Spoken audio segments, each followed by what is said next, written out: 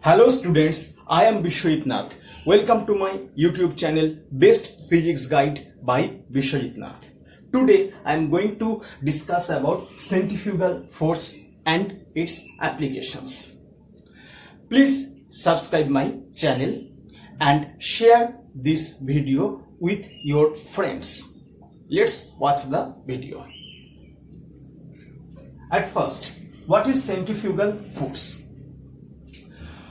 When a particle moves along a circular path with constant circular speed or angular speed omega and linear speed v, then it experiences some force along the radius of the circle but outward the direction of the center of the circle, that is opposite to the centripetal force, opposite to the direction of the centripetal force. You know that centripetal force acts along the radius of the circle towards the center of this circle, but the centrifugal force acts on the particle outward the or away from the center of the circle along the radius of it or of this circle. This force is known as centrifugal force, and magnitude of centrifugal force is mv square by r or m omega square r, where m is the mass of the particle. And you know that the relation between linear speed and the angular speed is v is equal to r into omega, where omega is the angular speed and v is the linear speed of the particle.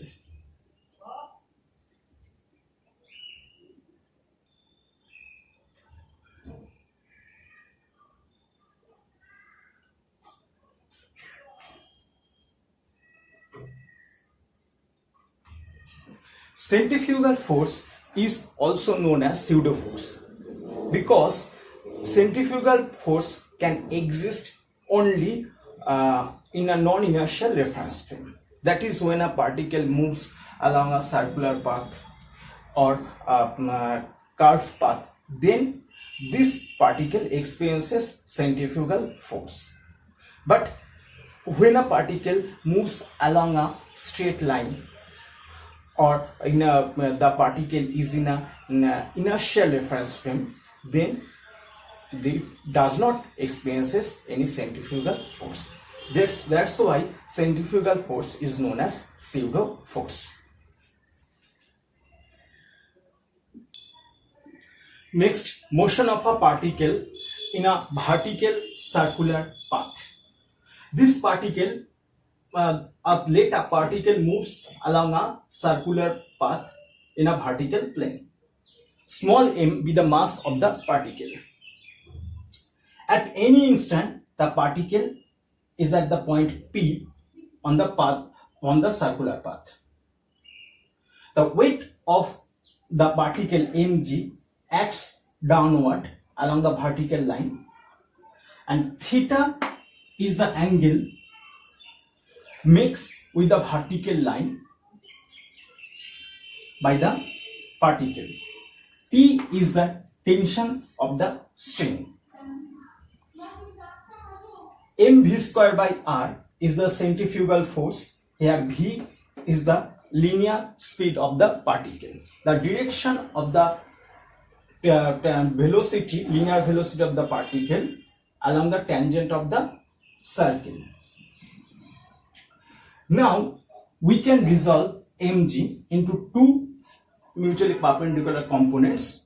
One component is along the radius of the circle, that is mg cos theta, and another component along the tangent of the circle mg sin theta. Here capital T is the tension of the string is equal to mg cos theta plus mv square by r. Here mv square by r is the centrifugal force and mg cos theta is the component of the weight of the particle acts along the radius of the circular path.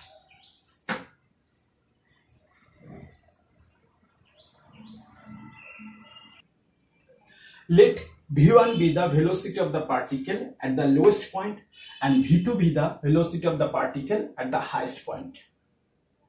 And T1 be the tension of the string at the lowest point of the particle and T2 be the tension of the string at the highest point of the particle. Here T1 is equal to mv1 square r plus mg and T2 is equal to mv2 square minus mg. Here T2 is equal to mv2 square by r minus mg.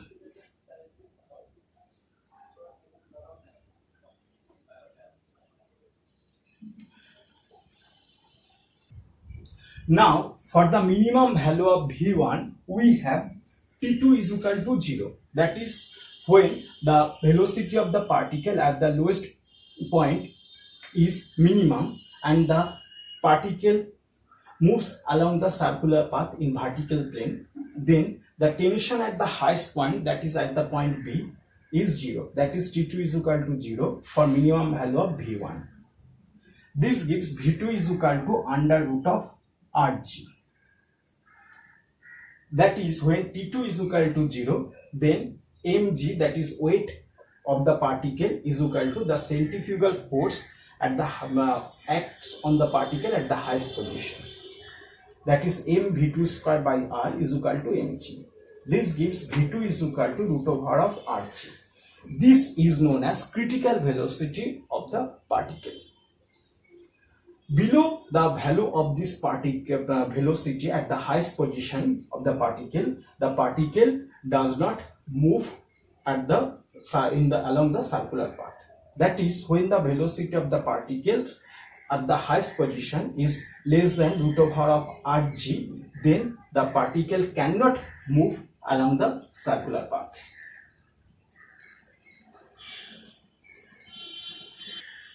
That's why V2 is equal to root over of Rg is known as critical velocity of the particle. Now, from the law of conservation of energy, we know that total mechanical energy of the particle at the point A is equal to the total mechanical energy of the particle at the point B. Therefore, the total mechanical energy of the particle at the point A is half mv1 square plus 0, since the potential energy at the lowest point of the particle is 0, is equal to the kinetic energy of the particle at the point B is half mv2 square plus potential energy mgh. Here h is equal to height attained by the particle is AB is equal to 2r. That is kinetic energy and potential energy, sum of kinetic energy and potential energy at the point A is equal to sum of kinetic energy and potential energy at the point B. Kinetic energy and potential energy of the particle at the point B. This, and we also know that V2 is equal to root over of Rg. Therefore, V1 square is equal to Rg plus 4Rg. This gives V1 is equal to root over of 5Rg. This is the minimum velocity of the particle at the lowest position for executing circular motion or moves along the circular motion in a vertical plane.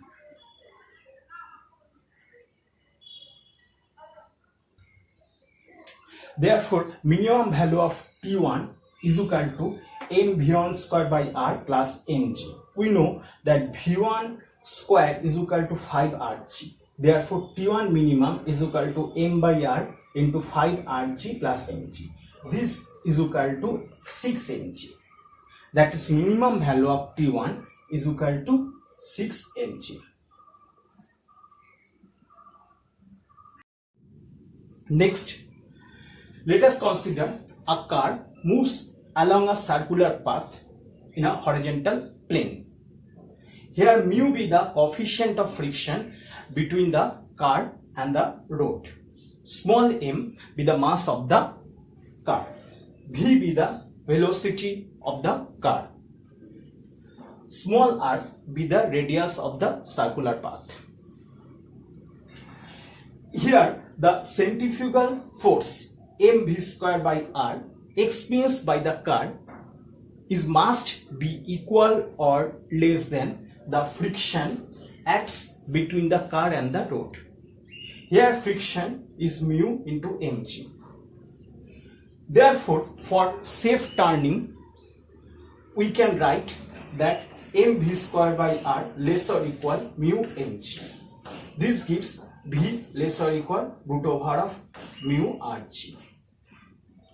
If n be the maximum frequency of the rotation of the car, therefore n is equal to v by 2 pi r. This gives maximum frequency n is 1 by 2 pi root over of mu g by r. If the car moves with the velocity greater than root over of mu rg, then the car will be skid.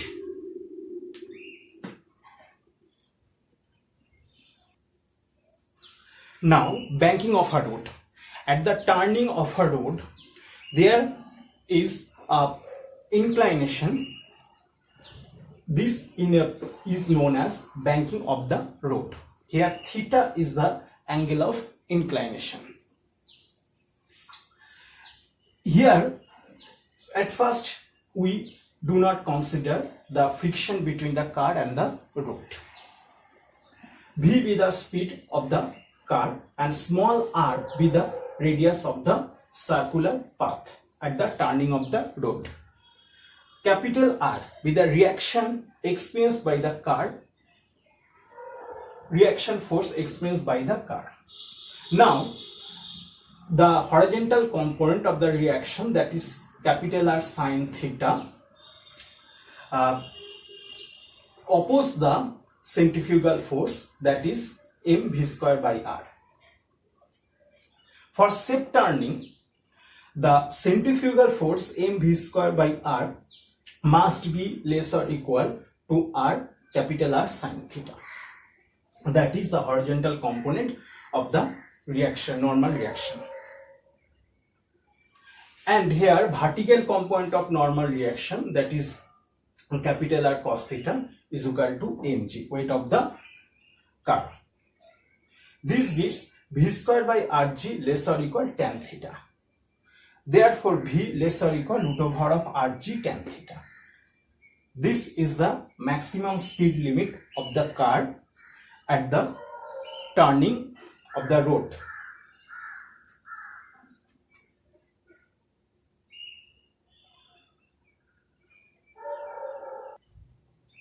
Now we consider the banking of the road and the friction between the car and the road. Then the maximum speed limit of the car is v for safe turning. In this case, the normal reaction is capital R and centrifugal force is mv square by r, while small r is the radius of the path of the radius of the circular path. Here the horizontal component of the normal reaction is r sine theta and mv, the component of the centrifugal force acts against the normal reaction is mv square by r into sine theta, and the component of the weight which acts against the normal reaction is mg cos theta. Therefore, the total normal reaction on the car is capital R is equal to mv square by r sine theta. This comes from the centrifugal force plus mg cos theta. This comes from the weight of the car. This is equal to the normal reaction. And we know the friction between the car and the road is F is equal to mu into R. That is the coefficient of friction between the car and the road and the normal reaction.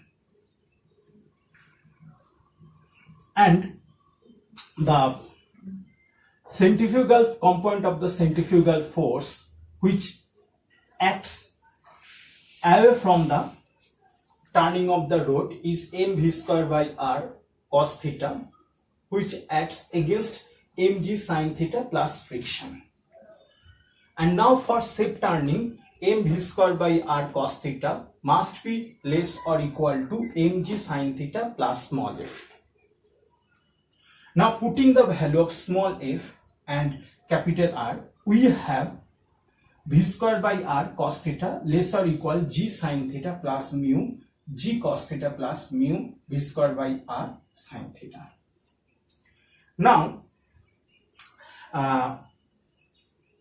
we can also write that v square by r whole into cos theta minus mu sin theta less or equal g into whole into sin theta plus mu cos theta. Now dividing both sides by cos theta and multiplying both sides by small r, we have v less or equal root over of rg whole into tan theta plus mu whole divided by 1 minus mu tan theta. This is the maximum speed limit for the car at the turning of the rod. For the horizontal path, that is when there is no banking at the car, then theta is equal to 0. And for the smooth surface, mu equal to 0. Mu will be 0. This is the actual speed limit of the car.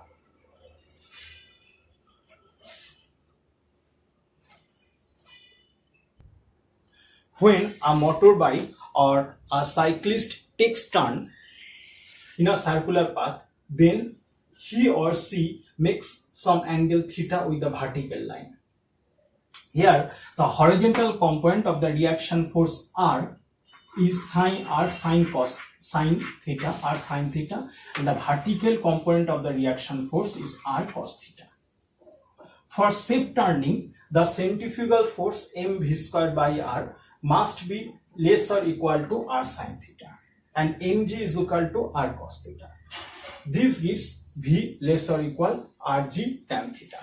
This is the speed limit of the motorcycle or of the cyclist or the motorbike.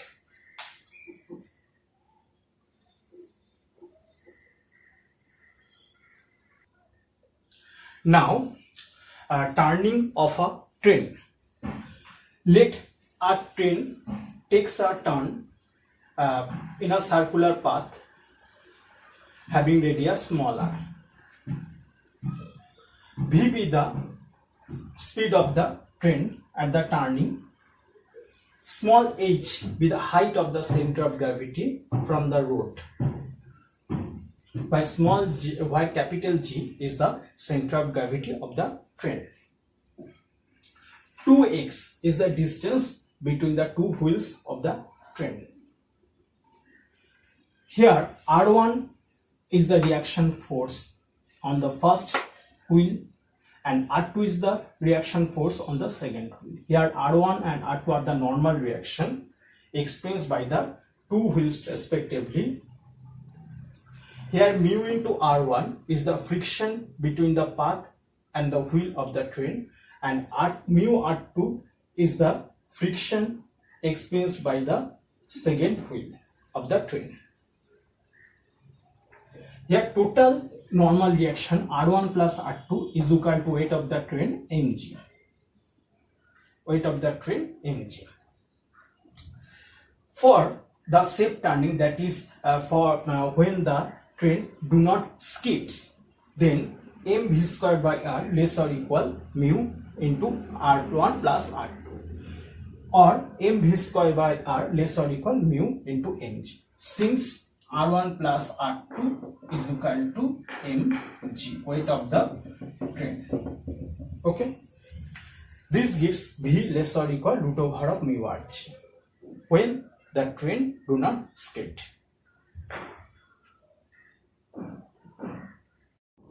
Now, for preventing the overturn of the train, R2 must be positive, greater or equal 0. That is the minimum value of R2 is equal to 0. Now, taking the moment of forces with respect to the center of gravity, that is capital G, we have R1 minus R2 whole into x is equal to mv square by r into h. This gives R1 minus R2 is equal to mv square h by rx. And we also know that mg is equal to R1 plus R2. Solving equation 1 and 2, we have R2 is equal to mg minus mv square by h divided by rx whole into half. Now, from the above condition, that is R2 greater or equal 0, we can write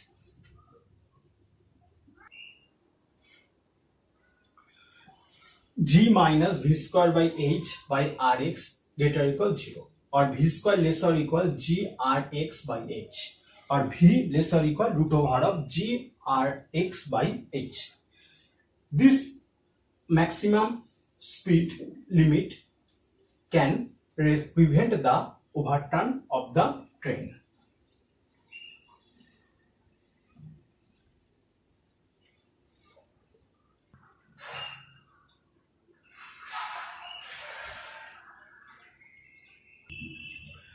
Now, let a particle is moving in a horizontal path along the wall of a cylinder.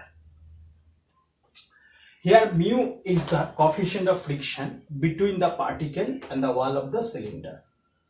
V is the velocity of the particle. Here mg is the weight of the particle. Here the normal reaction acts on the particle is capital R, and the centrifugal force experienced by the particle is mv squared by r.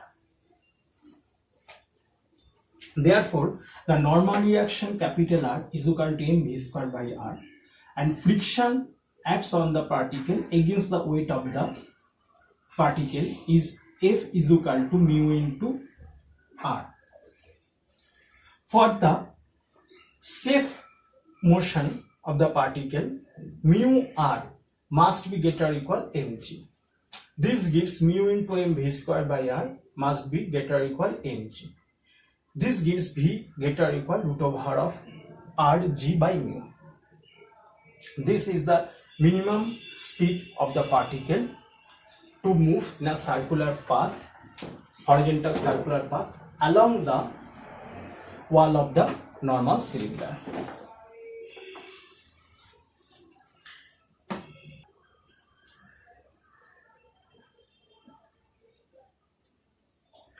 For today, I am going to finish my discussion. Please subscribe my channel, and thank you for watching my video, and please share this video with your friends. Thanks again and have a nice day.